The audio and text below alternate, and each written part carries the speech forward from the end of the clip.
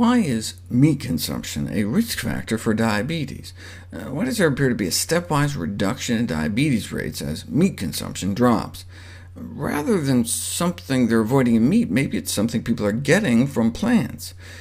Free radicals may be an important trigger for insulin resistance, so antioxidants in plant foods may help.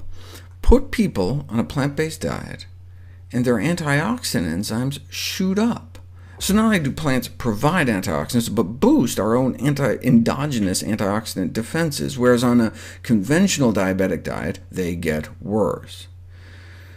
There are phytonutrients in plant foods that may help lower chronic disease prevalence by acting as antioxidants, anti-cancer agents, and by lowering cholesterol and blood sugar. Some, we're now theorizing, may even be lipotropes, meaning they have the capacity to hasten the removal of fat from our organs, like the liver, thereby counteracting the inflammatory cascade believed to be directly initiated by saturated fat-containing foods. Fat in the bloodstream, due to the fat we wear or the fat we eat, not only causes insulin resistance, but produces a low-grade inflammation that can contribute to heart disease and non-alcoholic fatty liver disease. Fiber may also decrease insulin resistance. One of the ways it may do that is by helping to rid the body of excess estrogen. There's strong evidence for a direct role of estrogens in the cause of diabetes, and it's been demonstrated that certain gut bacteria can produce estrogens in our colon. High-fat, low-fiber diets appear to stimulate the metabolic activity of these estrogen-producing intestinal bacteria. This is a problem for men, too. Obesity is associated with low testosterone levels, marked elevations of estrogens produced not only by fat cells, but some of the bacteria in our gut.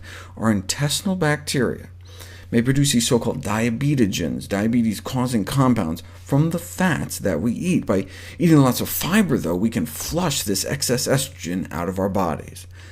Vegetarian women, for example, excrete 2 to 3 times more estrogens in their feces than omnivorous women, which may be why omnivorous women had 50% higher estrogen blood levels. These differences in estrogen metabolism may help explain the lower incidence of diabetes in those eating more plant-based diets, as well as the lower incidence of breast cancer in vegetarian women who get rid of twice as much estrogen because they get rid of twice as much daily waste in general.